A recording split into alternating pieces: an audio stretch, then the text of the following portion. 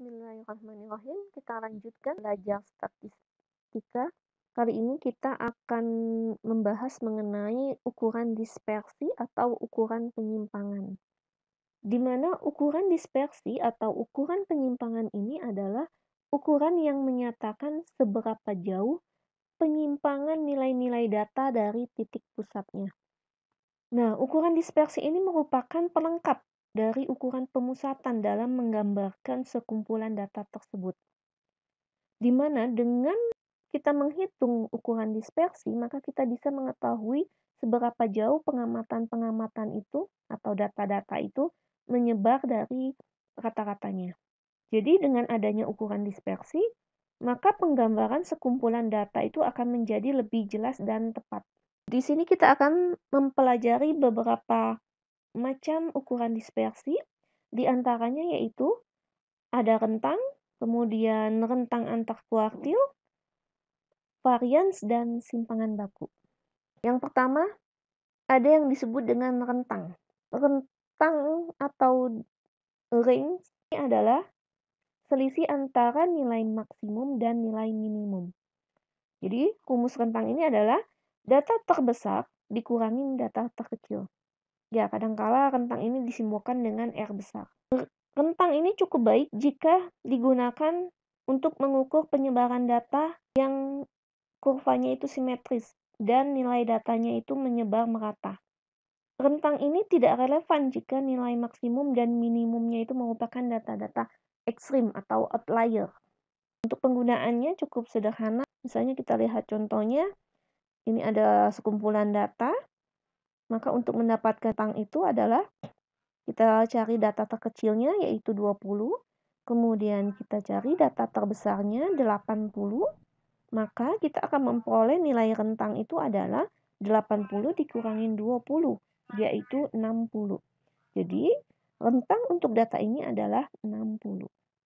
Kemudian kita lihat ukuran dispersi yang kedua, yaitu rentang antar kuartil atau disingkat dengan RAK, yaitu selisih antara nilai kuartil ketiga dengan kuartil pertama.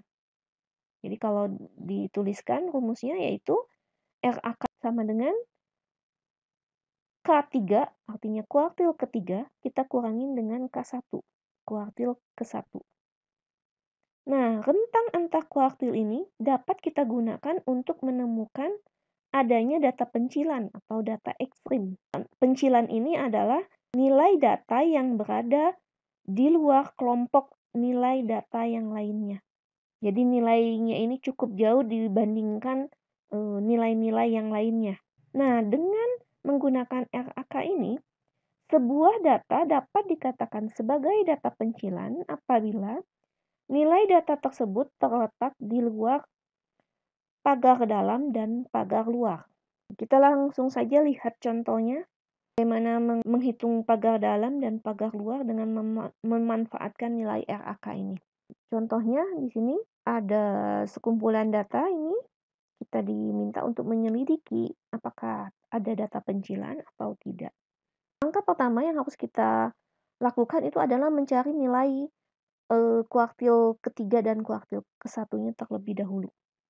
Nah, di pelajaran sebelumnya kita sudah membahas mengenai kuartil ketiga dan kuartil ke-1 ini. Untuk mencari nilai kuartilnya itu, kita perlu mengurutkan datanya terlebih dahulu. Dari yang kecil hingga yang kebesar, kita memperoleh data yang sudah diurutkan yang ini. Kemudian, di sini kita perlu menghitung juga ada berapa banyaknya data ini atau N kecilnya, yaitu ada 15. Kemudian, kita menentukan dulu letak K1-nya, kuartil ke-1-nya, yaitu pada data ke N-nya 15 ditambah 1 dibagi 4. Jadi 16 dibagi 4, yaitu data keempat. Ini letaknya. Jadi letak K1 itu adalah data keempat. Sedangkan nilai K1-nya itu adalah, kita lihat data keempat itu adalah 50. Jadi nilai K1, kuartil ke-1-nya 50. Kemudian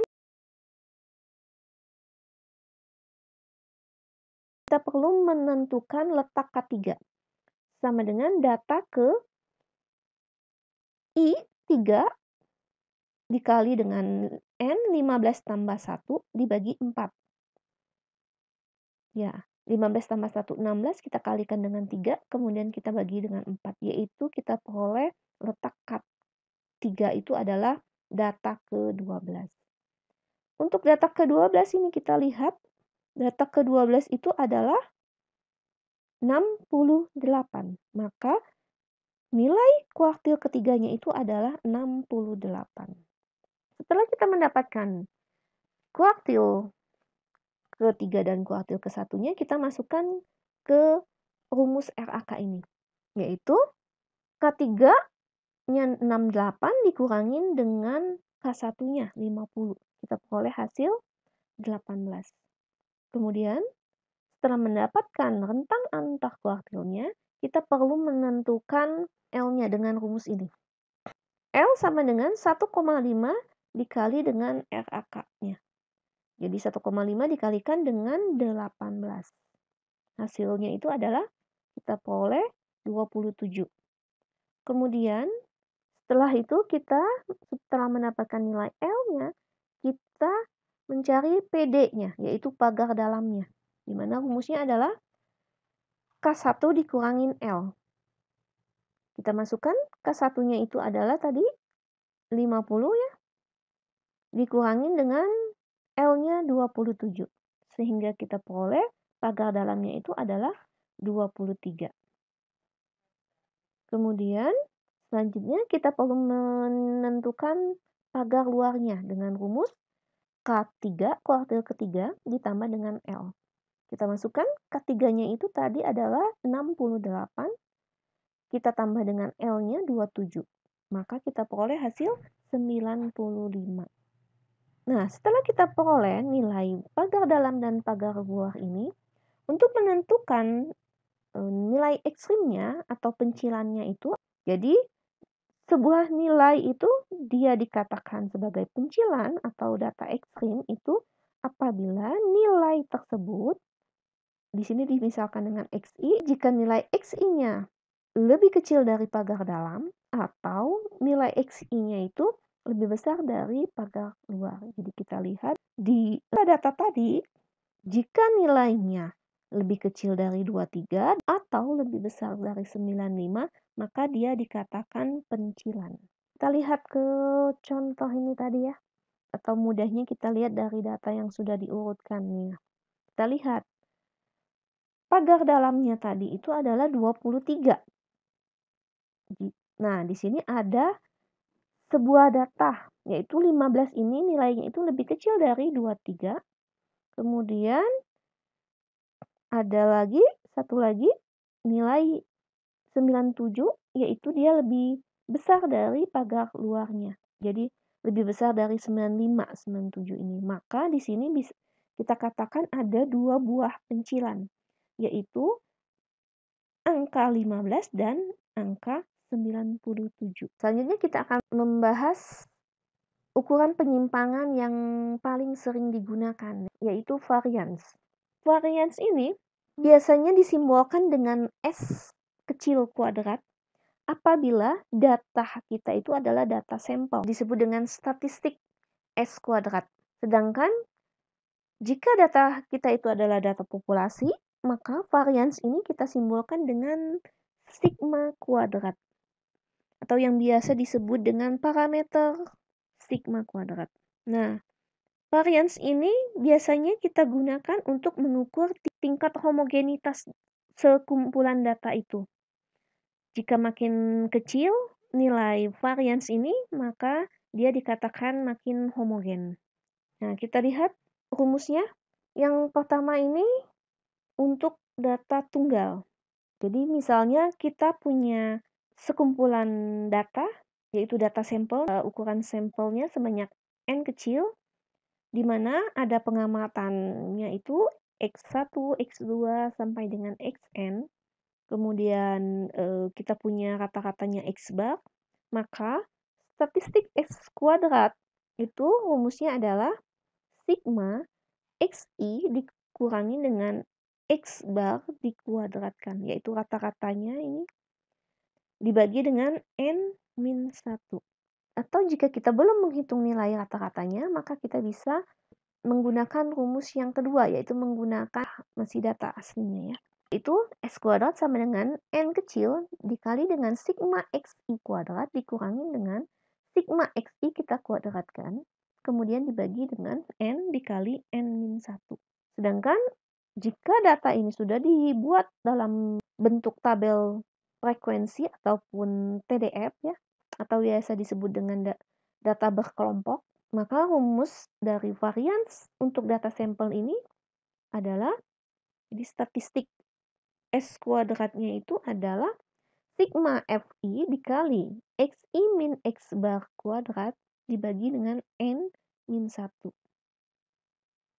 Nah, itu jika kita sudah mempunyai nilai rata-ratanya. Jika kita belum mempunyai nilai rata-ratanya, maka kita gunakan rumus kedua, yaitu S kuadrat sama dengan N dikali sigma Fi Xi kuadrat dikurangi dengan sigma Fi Xi kita kuadratkan, kemudian dibagi dengan N dikali N-1.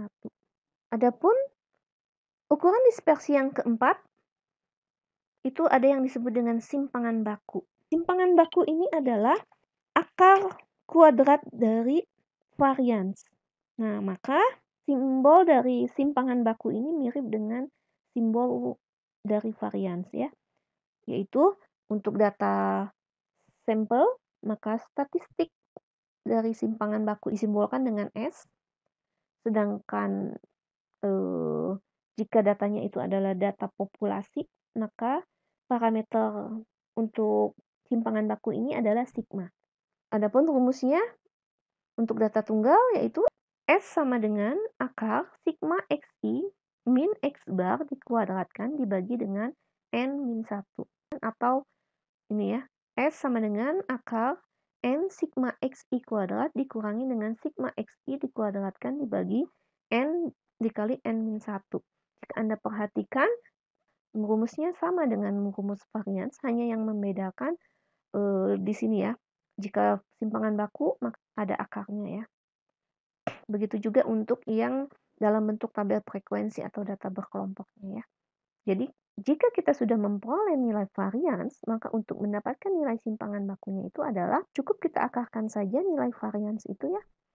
Atau akar dari nilai S kuadratnya. Maka kita peroleh nilai simpangan bakunya, nilai S-nya.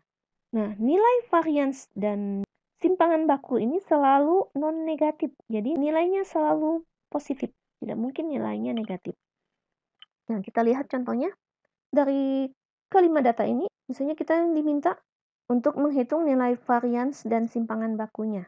Karena ini data tunggal, maka untuk mempermudah kita buat dulu dalam bentuk tabel bantu, yaitu kita masukkan dulu nilai data tadi, di sini disimbolkan dengan XI nilai tadi ya. Jadi nilai-nilai ini kita masukkan ke dalam tabel.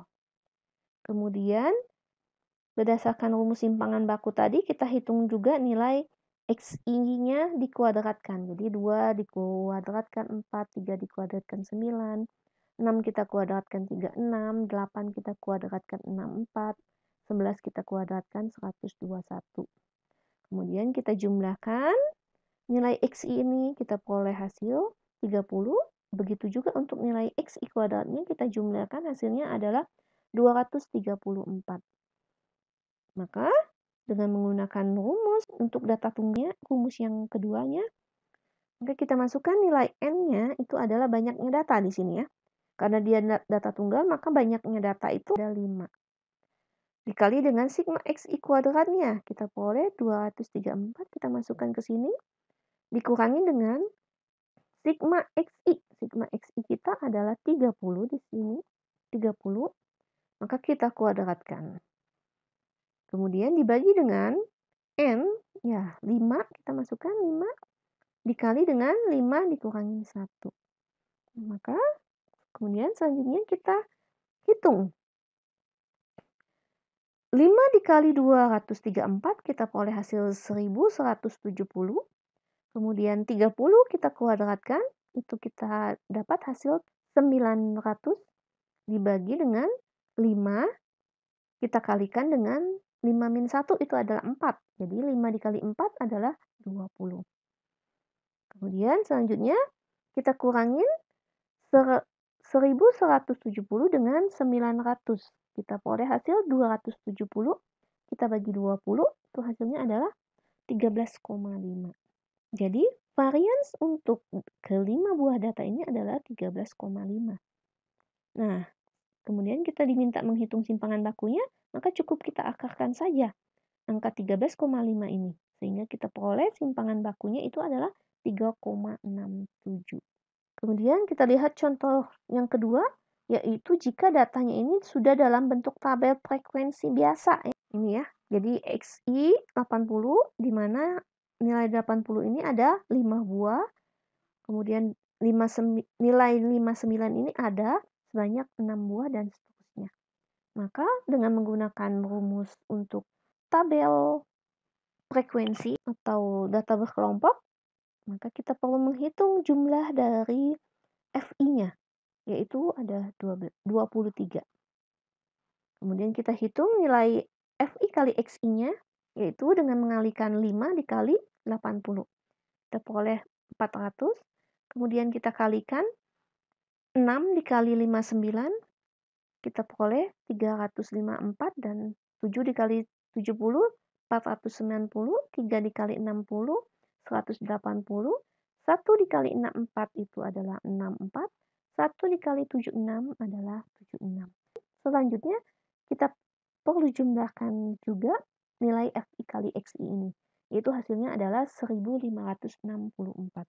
Kemudian, setelah itu, kita perlu menghitung nilai FI dikali XI kuadratnya. Caranya yaitu, di sini, FI-nya kita kalikan saja dengan XI kuadrat. Berarti XI ini kita kuadratkan, 80 kita kuadratkan, gitu ya. Hasilnya adalah 6.400 ya. Kita kalikan dengan 5, maka kita peroleh hasil 32.000. Itu cara pertama. Cara kedua, FI/XI ini kita kalikan saja dengan nilai XI, maka kita akan peroleh nilai FI/XI kuadratnya. Jadi ini kita kalikan dengan XI-nya ya. Awas jangan salah, bukan dikalikan dengan FI, tapi kita kalikan dengan XI. Jadi 400 dikalikan 80. Hasilnya adalah 32.000. Jadi hasilnya akan sama. Kemudian selanjutnya 354 kita kalikan dengan 59. Ya, hasilnya adalah 20.886 dan seterusnya. Setelah kita peroleh, kita jumlahkan juga, hasilnya adalah 107.858.